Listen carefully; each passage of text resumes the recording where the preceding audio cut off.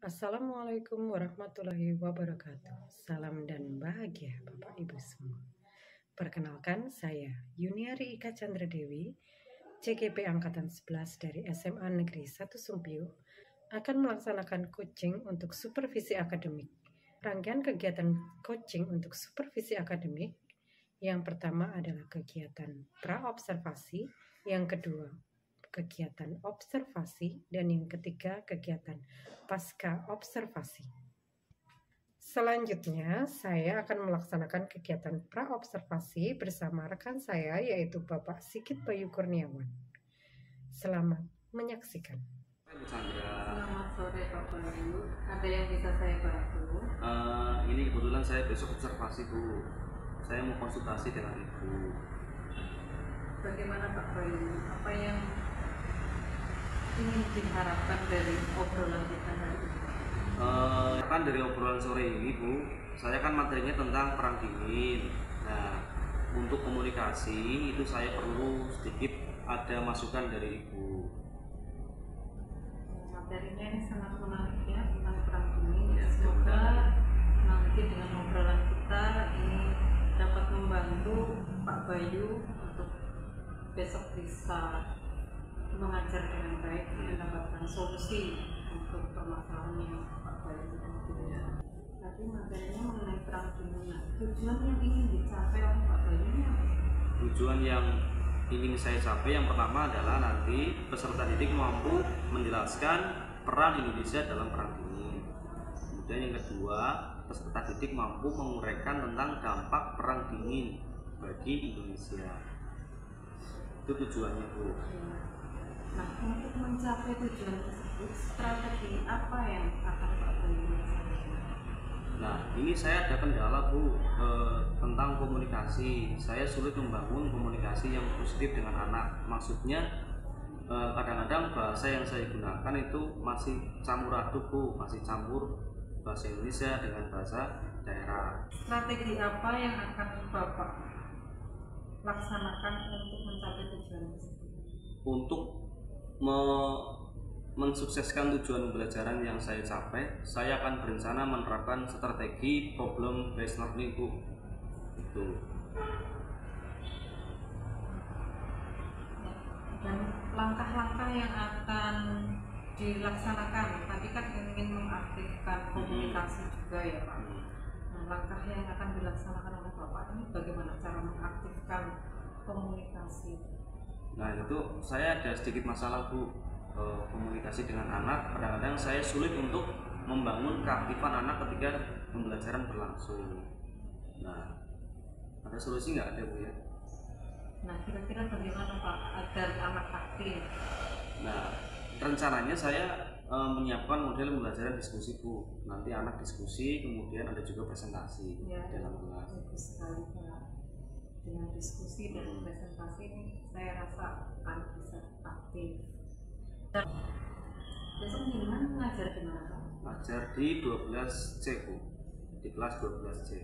Dan observasi besok apa yang Bapak mau tekankan di kelas? Nah, besok mungkin Bu Chandra sambil mengamati saya Ibu, terutama dalam saya berkomunikasi. Kalau saya kurang jelas dalam memberikan penjelasan, mohon untuk dicatat dan nanti dikoreksi sebagai hasil observasi kali ini. Ya, besok saya siap untuk mengamati proses pembelajaran di kelas yang Bapak mampu. Nah, kira-kira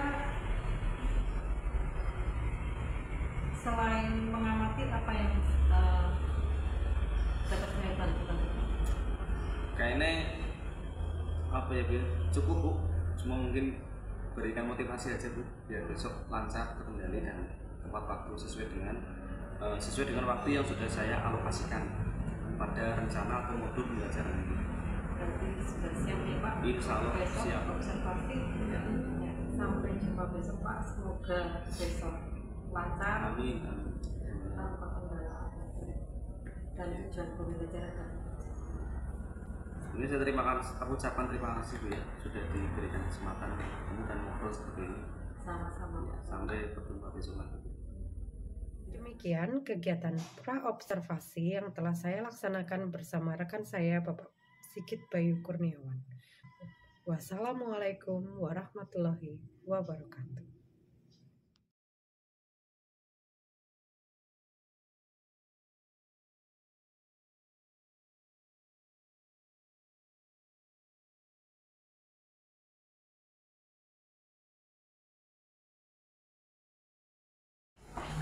Saya ulangi, selamat pagi semuanya.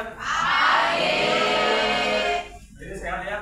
Nah, sekarang mulai masuk musim hujan, jadi yang pertama ini jaga kondisi, jaga bersih ya. Kemudian motornya, kalau nggak motor pastikan bawa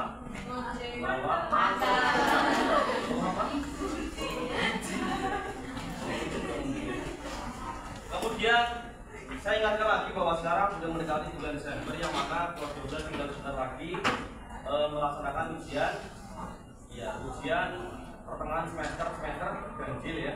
Nah itu masuk semester genap dan tinggal menunggu paling tinggal 2 bulan lagi.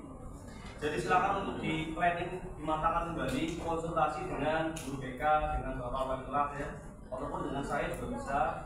Kalau masih pra-berapa tentang masa depannya mau seperti apa, mau gimana, mohon untuk dipastikan dan dimatangkan kembali ya. Yang mau kerja, yang mau kuliah, semuanya positif ya. Tapi kalau bisa melanjutkan yaitu dimanfaatkan semaksimal mungkin. Mudah-mudahan tahun ini menjadi tahun yang istimewa, tahun depan ya 2025 SMA Negeri 1 Sumbuyung bisa untuk tingkat yang yang diterima lebih banyak lagi dibanding tahun kemarin ya. Untuk ujian tulisnya ataupun ujian yang tanpa dengan tes tulis ya. Namanya apa yang tanpa tes tulis? Jalur prestasi ya. Banyak harapannya. Yang di UGM, yang di Undip, yang di ITB semuanya bisa mencapai cita-citanya masing-masing. Masuk materi yang baru ya, temanya adalah bisa dibaca bareng-bareng semua coba. Perang dingin, perang Indonesia dan dampaknya. Oke, perang dingin, perang Indonesia dan dampaknya. Yang kita yang menjadi materi pada pagi ini adalah tentang perang dingin ya. Sebuah perang yang tidak menggunakan konflik senjata. Minggu kemarin untuk bahan ulangan kita salah satu materi yang ada adalah perjanjian Linggarjati. Yang kedua adalah Renville, betul ya. Renville dilaksanakan tahun berapa? 1947, tepat sekali ketika awal mula perang dingin dimulai, betul ya. Dan juga Renville adalah pengaruh dari dampak perang dingin yang ada di Indonesia. Kenapa? Karena dari situ ada campur tangan Amerika sebagai negara yang mediasi ya. Beliau memberikan bantuan berupa kapal yang dinamakan kapal apa? USS Renville, betul ya. Dilaksanakan perundingannya di atas kapal Renville. Panjangan USS sama kemarin?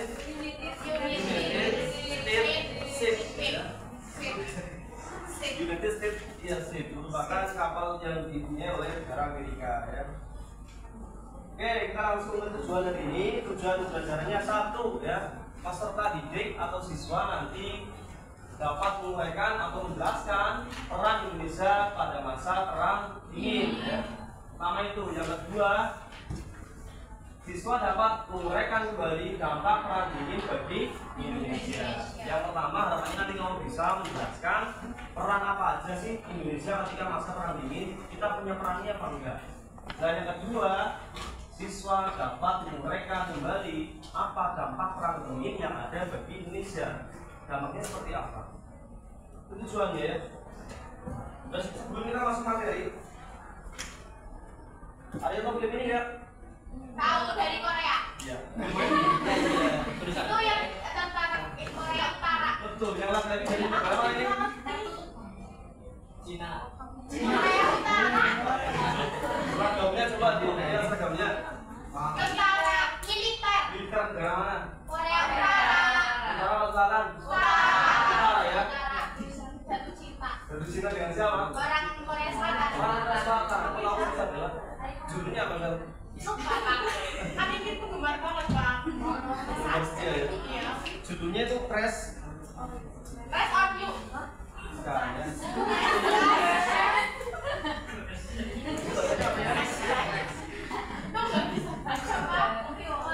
Crash landing apa gitu ya? Oh iya benar, crash landing. Intinya gambar itu menceritakan tentang tentara Korea Utara yang jatuh cinta dengan perempuan yang berasal dari Korea Selatan. Yang mana kita tahu bahwa Korea Utara dan Selatan adalah sebuah negara yang berbeda ideologi. Betul ya. Korea Utara sangat tertutup, jangan Korea Selatan lebih terbuka, lebih liberal. Ya. Kemudian bagaimana dalam film itu dijelaskan, dikira spill aja ya. Perempuan itu sedang terbang para layang ya. Kemudian secara tidak sengaja dia jatuh ke wilayah negara Korea Utara. Ya. Kemudian nanti bertemu dengan laki-laki tentara dari Korea Utara. Ya, dari situ nanti laki-laki mencoba untuk mengembalikan lagi perempuan itu untuk masuk ke negara asalnya di Korea Selatan. Nah, proses pengembalian ini nanti menemui banyak sekali drama. Nanti dilihat filmnya ya. Pertanyaan kedua, mengapa Korea terbesar menjadi dua bagian? Yang tahu? Karena konflik. Apa? Perbedaan ideologi. Itu kenapa? Pendapat. Wilayah.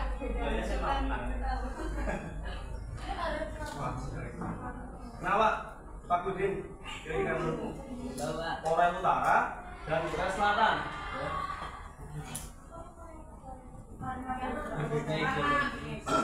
Iya, berbeda ideologi, tapi yang salah satu penyebab yang menjadikan Korea terpecah menjadi dua itu sebagai dampak dari perang dingin. Ya. Korea Utara mendapat pengaruh dari Uni Soviet, artinya mereka punya paham yang sedikit sama ya. Sedangkan yang Korea Selatan itu condong ke blok Amerika. Betul, artinya Korea Utara itu bersahabat dengan Amerika. Dalam hal ini karena dua negara mendapat intervensi dari Korea dari Uni Soviet dan yang selatan dari Amerika, sehingga dampaknya sampai dengan sekarang Korea masih pecah menjadi dua. Ada Kim Jong Un ya sebagai sosok yang pemimpin yang otoriter, pemimpin yang diktator ya. Di sana setiap pemilu itu selalu menang. Tidak pernah ada pemilu yang demokratis atau yang salah. Nah, ini sesuai dengan materi yang akan kita pelajari tentang dampak perang dingin dan sebagainya. Kemudian sebetulnya tidak hanya di Korea ya, tapi juga terjadi di banyak negara, ada di Kuba, ada di Vietnam, kemudian juga di Indonesia juga sedikit ada pengaruh dari perang dingin. Oleh karena itu nanti untuk apa sih supaya kita lebih paham tentang dampak perang dingin, nanti kita akan berdiskusi bersama-sama mencari tahu tentang bagaimana grup-grup yang ada di topik perang dingin itu ya. Nah, kita langsung masuk yang pertama ya. Latar belakangnya dulu kita pahami dulu bahwa perang dingin itu apa? Perang dingin adalah sebuah istilah untuk menyebut konflik antara dua negara adidaya. Di blok sekutu ada negara Amerika sebagai negara adidaya, jelas ya. Dan di blok Di blok timur ada negara Uni Soviet yang sekarang namanya berubah menjadi Rusia. Betul ya. Artinya perang dingin adalah istilah yang fungsinya untuk menggambarkan antara ketegangan antara blok barat dengan blok timur, antara pihak Amerika dengan pihak Uni Soviet. Nah, itu ya. Sama itu. Artinya ideologinya bisa jelas ya. Amerika punya ideologi liberal dan kapital. Yang namanya kapital adalah apa? Kapital adalah negara yang menghendaki pemilik modal itu biasanya akan lebih menguasai negara tersebut ya. Sama dengan liberalisme. Kemudian kalau di bagian Uni Soviet jelas sekali bahwa ideologinya adalah sosialisme bukan sasi ya. Sosialisme dan komunisme ya.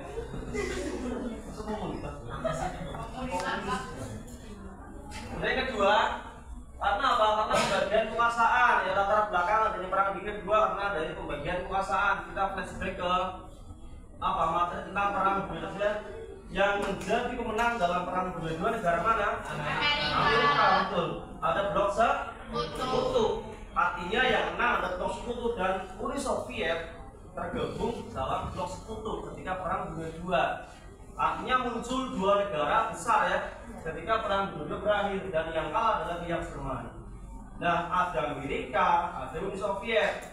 Uni Soviet berada di timur Eropa, Amerika ada di bagian barat ya.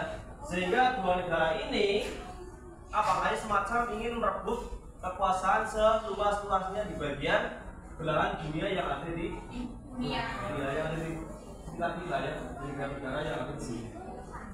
Kemudian yang ketiga, karena adanya persaingan ekonomi jelas ya, Amerika memberikan bantuan sebagai negara kreditur, Uni Soviet juga sama ya. Amerika meluncurkan program kayak Marshall Plan, kayak Truman Doctrine. Kemudian kalau dari Uni Soviet juga memberikan bantuan ya. Kemudian yang keempat, karena kekuatan nuklir. Boleh kan nggak nuklir kita miliki? Tidak boleh. Boleh atau tidak? Boleh dong. Boleh. Ya, nuklir berbahaya nggak sih? Berbahaya. Bisa menyebabkan radiasi. Bahan dari untuk membangkitkan reaktor nuklir adalah namanya apa? Uranium. Betul ya Mas ya? Satu uranium gini ya, dan segini lah, itu setara dengan 10.000 ton batu bara. Luar biasa sekali. Artinya apa? Dalam jumlah yang sangat kecil apa uranium itu sangat bisa untuk menghidupi, untuk bisa jadi untuk apa? Sebagai tenaga pembangkit listrik dan sebagainya. Itu ya. Ini latar belakangnya, latar belakang tentang perang dingin. Kemudian nanti untuk peran Indonesia dan dampaknya, kita langsung saja bagi menjadi ada 5 kelompok ya. Kelompok 1, kelompok 2 sampai dengan kelompok 5. Ya,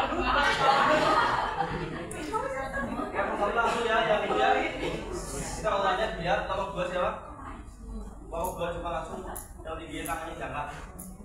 Kelompok 2 ya, tentang apa? Peran Indonesia dalam gerakan kelompok ya atau DNB. Kelompok 3 siapa?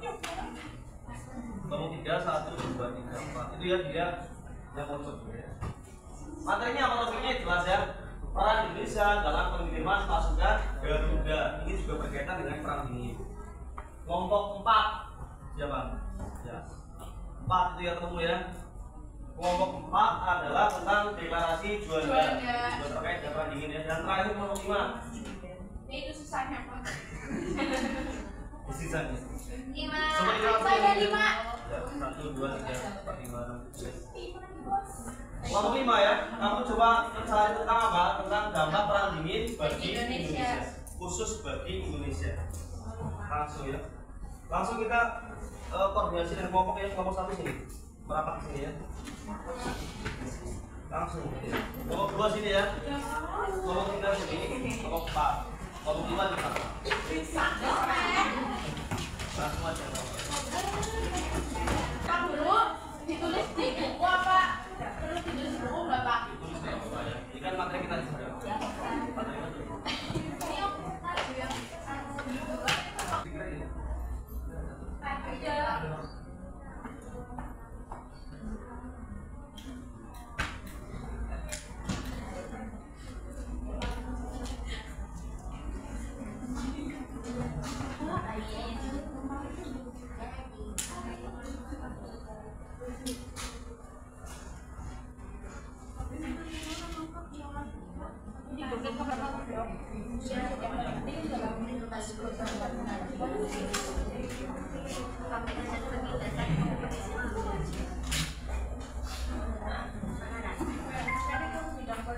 Sambil nyari materi ya, sambil boleh dengarkan ini video terkait dengan ini supaya lebih paham tentunya.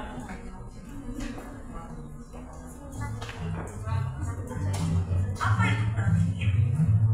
Perang dingin adalah sebuah kondisi yang terjadi pasca Perang Dunia Kedua, di mana dunia situasi dalam akibat dua negara besar yang saling berseteru. Ya, Amerika semakin imperialis kapitalis melawan Uni Soviet yang komunis. Bisa dibilang perang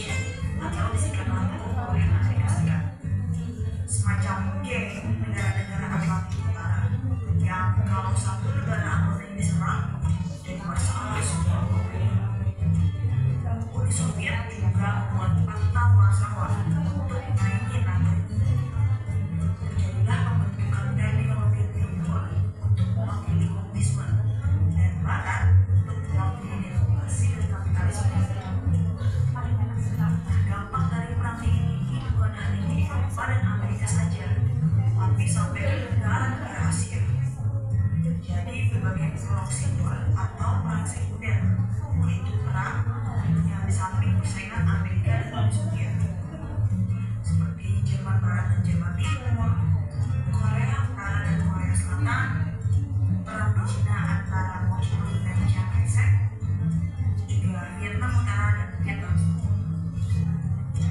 Negara-negara yang terbagi ini berperang karena perbedaan ideologi yang dimiliki oleh kedua negara besar tersebut. Jadi sepertinya Amerika dan Uni Soviet berhasil ya.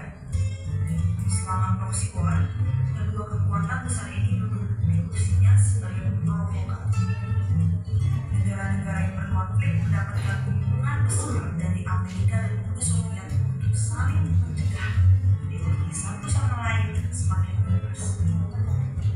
Tak cuma perang ideologi, Amerika Serikat dan Uni Soviet juga saling berlomba-lomba senjata nuklir. Meskipun PBB sudah membuat Atomic Energy Commission untuk mencegah perang nuklir terjadi, kedua negara ini belum bisa juga lebih menang dalam seluruh kesempatan. Cepatnya Uni Soviet dalam mengejar teknologi Amerika yang bersenjata nuklir membuat hubungan mereka saling dekat. Selain itu, mereka juga saling berlomba dalam teknologi luar angkasa, saling mengirim kapal luar angkasa dari mulai tanpa awak sampai ke awak, dari mulai mengitari bumi sampai mendarat di bulan. Semua dilakukan karena dapat menginginkan siapa yang memiliki. Kejar-kejaran anjing dan kucing itu pun akhirnya berakhir ketika Uni Soviet dalam kepemimpinan Gorbachev ingin mengalihkan anggaran negara untuk fokus menangani masalah-masalah internal seperti ekonomi dan kesejahteraan negara itu sendiri. Sedikit demi sedikit senjata mereka pun ditarik dan komunis mulai runtuh. Jerman kembali bersatu dengan Turki dan Berlin, dan pada tahun 1991 Uni Soviet bubar menjadi negara-negara yang independen. Perang dingin pun akhirnya berakhir.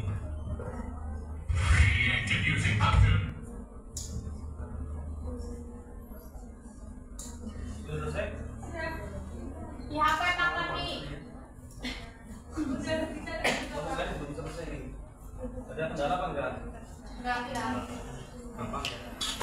Iya, di bawah ya. Jadi kalau saja bahasanya dimasuk silakan.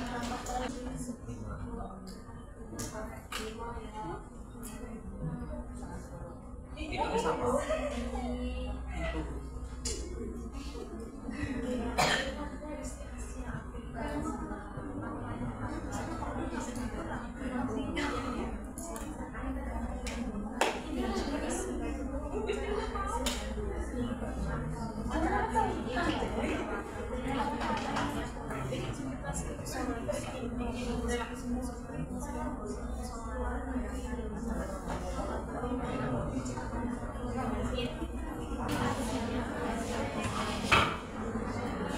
Saya mau masuk ngomong berapa dulu ya?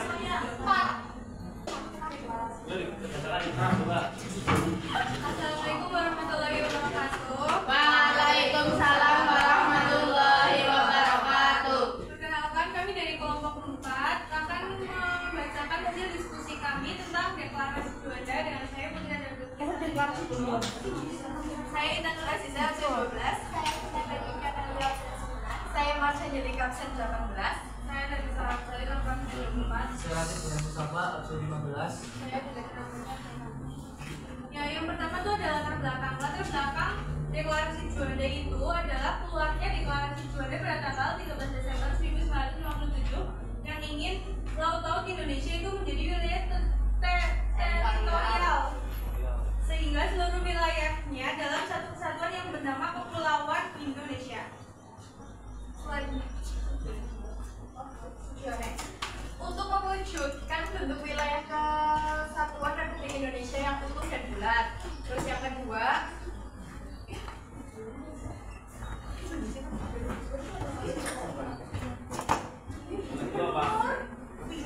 terus yang kedua untuk menentukan batas-batas wilayah NKRI, dan yang ketiga untuk mengatur lalu lintas damai pelayaran yang menjamin keamanan dan keselamatan NKRI.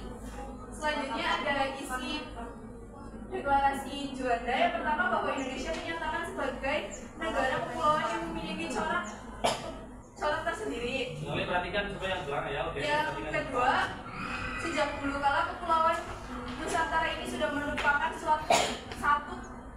satu kesatuan. Dan yang ketiga, ketentuan Ordonansi 1939 tentang ordonansi dapat memecah belah keutuhan wilayah Indonesia. Dalilnya ada dampak Indonesia mampu menyatukan seluruh wilayahnya dalam satu kesatuan dan memantapkan kedudukan secara negara kepulauan. Yang kedua, Indonesia diakui sebagai suatu kesatuan yang utuh dilihat dari berbagai aspek. Yang ketiga, wilayah Indo menjadi lebih luas 2,5 kali. Selanjutnya, yang keempat, ada deklarasi Juanda yang merupakan salah satu peran Indo dalam menjaga perdamaian Indonesia dari kemungkinan konflik internasional. Yang kelima, keselamatan dan keamanan rakyat maupun seluruh unsur kekayaan di dalamnya diatur resmi oleh pemerintah. Deklarasi Juanda. Deklarasi Juanda diresmikan menjadi UU nomor 4 garis miring PRT 1960 tentang perairan Indonesia. Akibatnya luas wilayah Republik Indonesia berganda 2,5 kali lipat dari 2 juta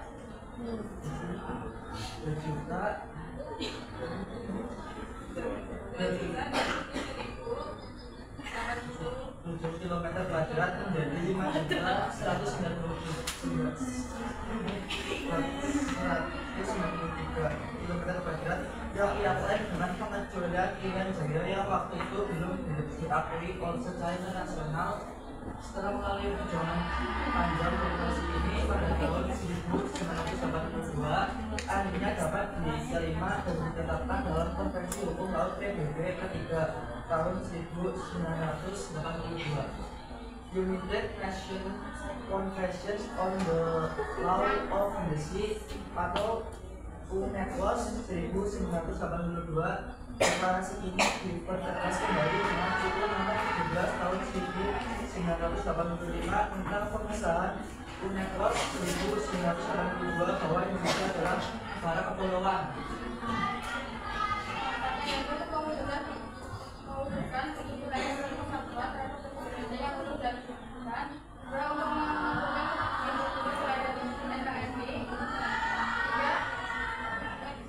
sesuai dengan asas negara.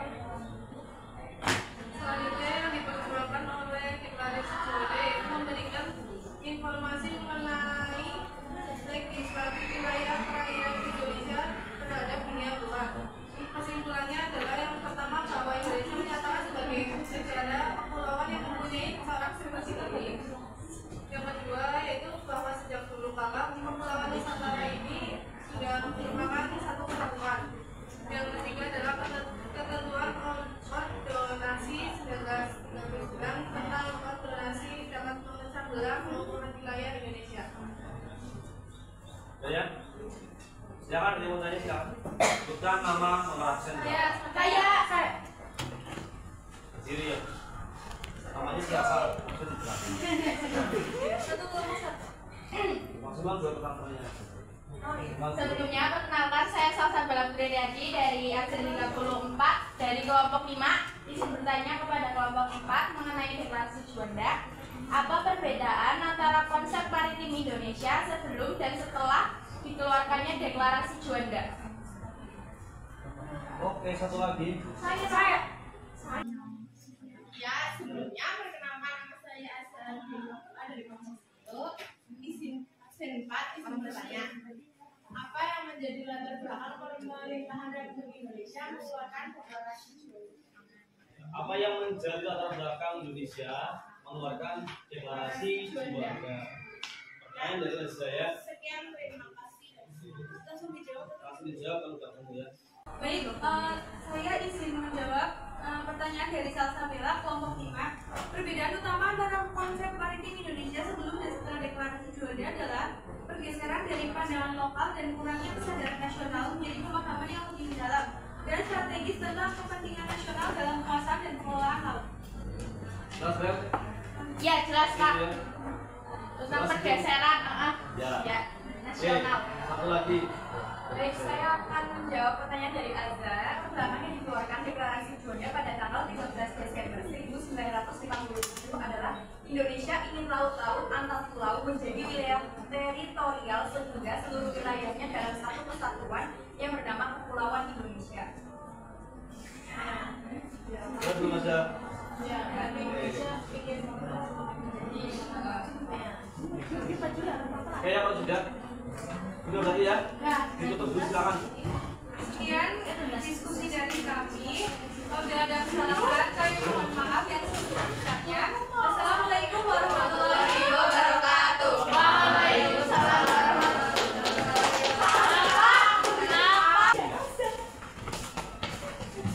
Nah, apa yang dimaksud dengan deklarasi Juanda? Biar lebih kita paham isinya, kemudian tujuannya, konsepnya. Bahwasannya menurut deklarasi Juanda itu adalah sebuah apa sih, kayak sebuah statement ya, yang menjelaskan tentang batas-batas teritorial perairan Indonesia. Berapa luas perairan Indonesia?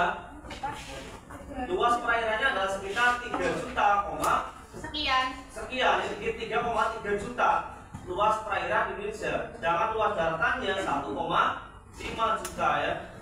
Luar biasa. Artinya hasil dari deklarasi Juanda itu menjadikan Indonesia tapal batasnya semakin jelas.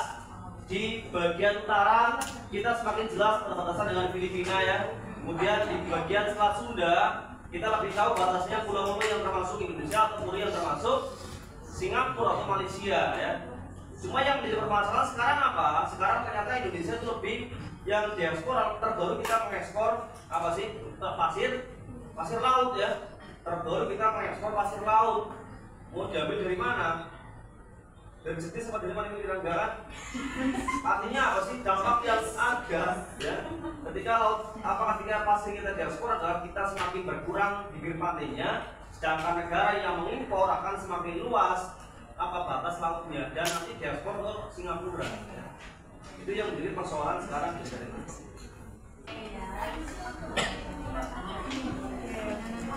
Apa ya, yang di bawah tulis tadi udah itu merupakan strategi sidang ya, buat evaluasi pembelajaran pada hari ini ya. Nanti boleh itu sifatnya individu ya, buat kelompok.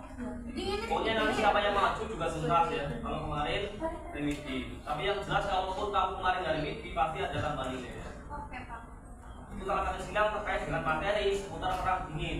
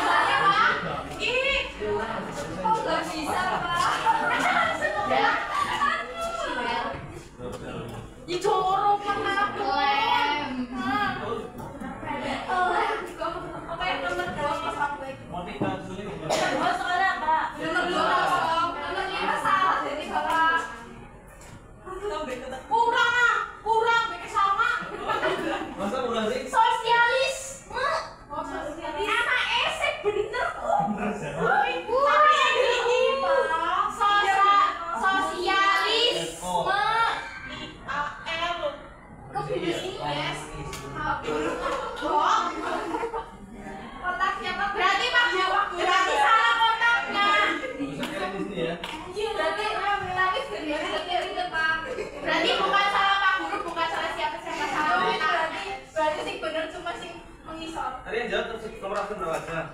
21 Pak. Nomor aku Pak. Jawab berapa ya? 36. Aku belum jawab Pak. Sama lagi? Terima kasih. 21 Pak.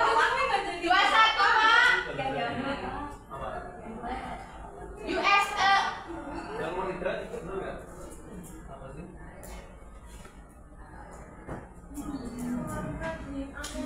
di Indonesia orang tiap banget. Udah salah ngomongin. Kayak lah non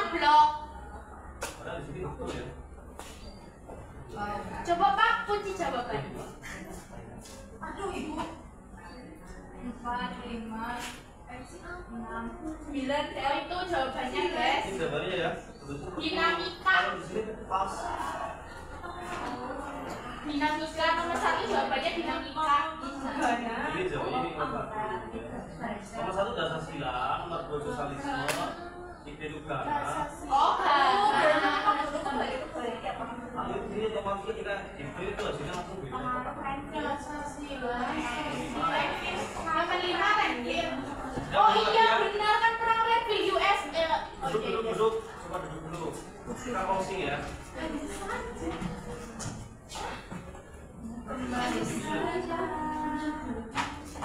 Ya, kita masuk kesimpulannya.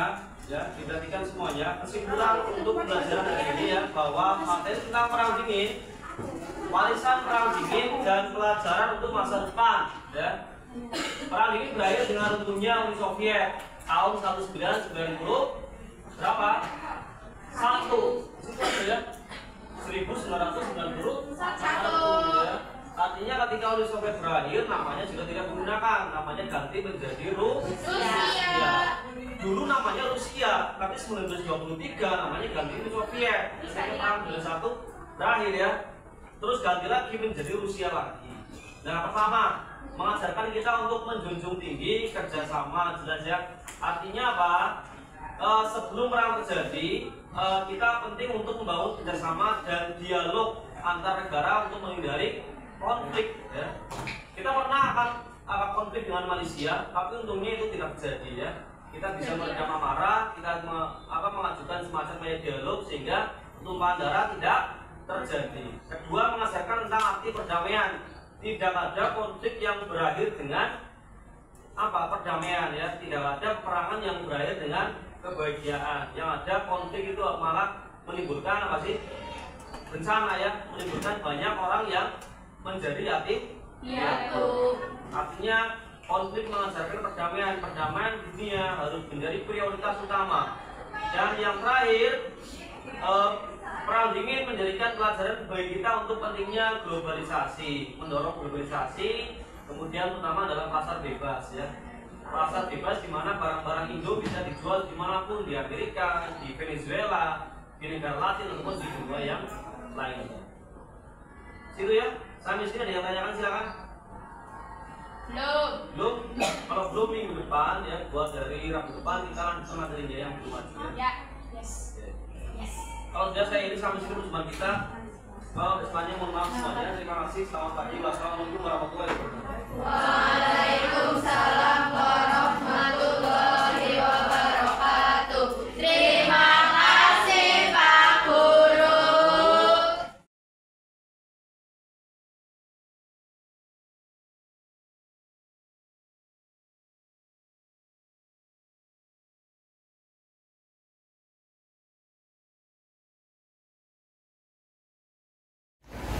Assalamualaikum warahmatullahi wabarakatuh. Saya Yuni Erika Chandra Dewi akan melaksanakan serangkaian kegiatan supervisi akademik yang ketiga, yaitu kegiatan pasca observasi. Setelah sebelumnya saya sudah melaksanakan kegiatan pra observasi dan observasi. Kegiatan pasca observasi ini akan saya laksanakan bersama rekan saya yang kemarin sudah melaksanakan pra observasi dan observasi bersama saya, yaitu Bapak Sukirsaya Kurniawan dan pengajar praktik saya Bapak Bagus Nuriksan. Selanjutnya saya akan melaksanakan percakapan pasca observasi bersama rekan saya Bapak Sukirsaya Kurniawan. Bagaimana kabarnya Pak hari ini? Alhamdulillah baik. Ini sedang senggang ya Pak? Iya, ini kebetulan lagi jam kosong. Alhamdulillah. Jadi tidak mengganggu kegiatan mengajar Bapak ya hari ini. Bagaimana perasaan Bapak setelah kegiatan observasi kemarin? Alhamdulillah kemarin sudah selesai observasi dan hasilnya menurut saya memuaskan. Cuma mungkin ada sedikit evaluasi yang mungkin nanti saya perlu sharing ke Bu Chandra. tujuan kita ngobrol kali ini untuk apa ya? Untuk tujuan kali ini kan pasca observasi ya Bu ya. Nah itu kemarin ada sedikit kendala Bu ketika saya melaksanakan observasi, walaupun memang secara umum itu untuk ketika pra observasi itu sudah terbilang menurut saya sudah lancar, tujuan-tujuan yang saya rencanakan di awal itu sudah tercapai. Dan memang ada satu mungkin kendala yang ada, yaitu adalah masalah tentang waktu kemarin Bu. Kemarin model yang saya terapkan kan menggunakan PPL. Nah waktunya ternyata itu kurang, sehingga tidak semua kelompok itu bisa maju semua. Jadi tujuannya nanti kita akan mengevaluasi kegiatan observasi kemarin ya. Nah, jadi kemarin Pak Bayu mengalami sedikit kendala, yaitu tentang pengaturan waktu. Nah, tapi untuk tujuan yang Bapak sampaikan pada saat pasca observasi kemarin sudah tercapai apa belum? Sudah Bu. Tujuannya kan kemarin apa ya? Kemarin salah satunya itu kan saya akan melaksanakan PPL, kemudian akan memberikan sebuah komunikasi dua arah. Itu yang awalnya saya ingin supaya komunikasi antara guru dan anak itu tercapai, dan menurut saya itu sudah Bu. Contohnya ketika diskusi, ketika presentasi, ada diskusi ketika guru dan siswa, diskusi dengan siswa maupun dengan teman yang lainnya, sudah ada tanya jawab. Jadi menurut saya simpulkan mereka sudah punya komunikasi yang bagus. Saya juga sudah mengamati pembelajaran yang Bapak lakukan di kelas. Memang tujuan pembelajarannya sudah tercapai, yaitu kemarin anak-anak terlihat aktif dalam berkomunikasi, dan Bapak juga sudah berkomunikasi dengan baik, merespon apa yang ditanyakan oleh peserta didik dan menjelaskan atau memberikan refleksi atau kesimpulan dari diskusi kelompok kemarin. Nah, jadi tadi hanya ada sedikit kendala yang di penerapan waktu yang tepat. Nah, untuk rencana kedepannya ini seperti apa agar waktunya itu bisa tepat, tidak molor, dan semua yang direncanakan itu bisa berjalan. Untuk rencana ke depan kan kebetulan jamnya itu secara kan untuk kurikulum Merdeka kelas 12 itu kan 2 jam, 1 kali 45 menit, 2 kali 45 menit. Dan memang untuk kalau kita ingin semua presentasi dalam 1 hari atau dalam 1 pertemuan, menurut saya susah. Aku mungkin Bu Chandra punya ide ya gimana biar bisa laksanakan. Ini kira-kira gimana Pak ini solusinya agar tujuan pembelajaran di hari itu bisa tercapai? Gimana ya? Misalkan kita kan memberikan, kan dalam PPL ada langkah-langkahnya Bu ya. Pertama itu misalkan memberikan stimulus ataupun mengkoordinasi, itu mungkin pemberian rangsangan itu mungkin bisa dikurangi barangkali ya.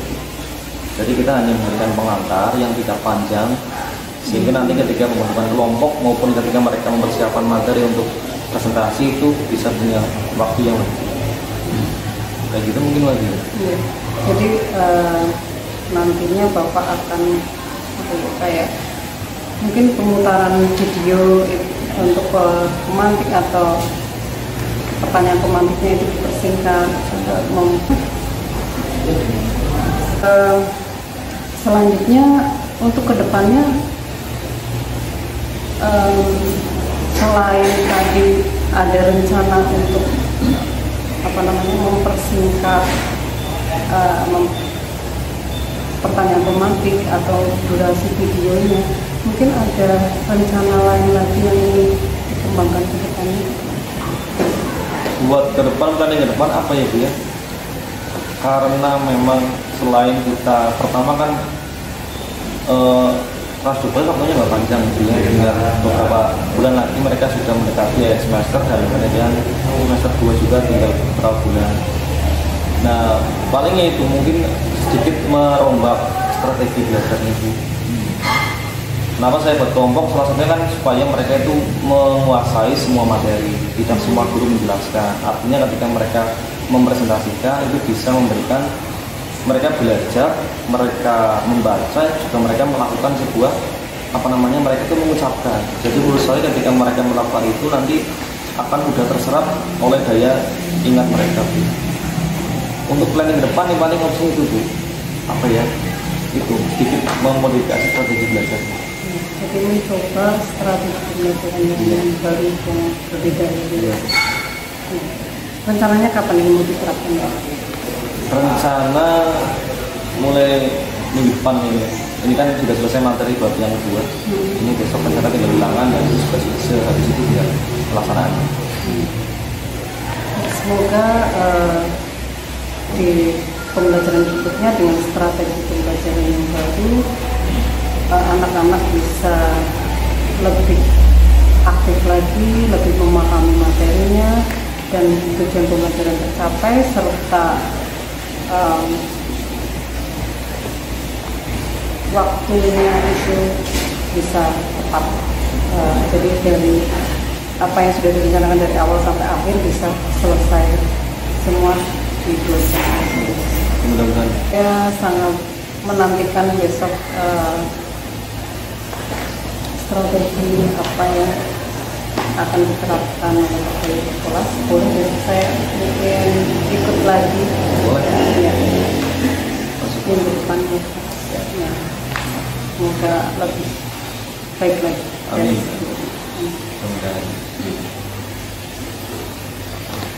Ya, terima kasih atas bincang-bincangnya hari ini Pak. Sama-sama. Sukses selalu. Amin. Bu Chandra juga lancar. Hanya sampai dengan aja. Terima kasih. Demikian percakapan pasca observasi yang telah saya lakukan bersama rekan saya Bapak Sigit Bayu Kurniawan dan pengajar praktik saya Bapak Bagus Nur Iksan. Semoga video yang saya buat dapat bermanfaat. Wassalamualaikum warahmatullahi wabarakatuh. Waalaikumsalam warahmatullahi wabarakatuh.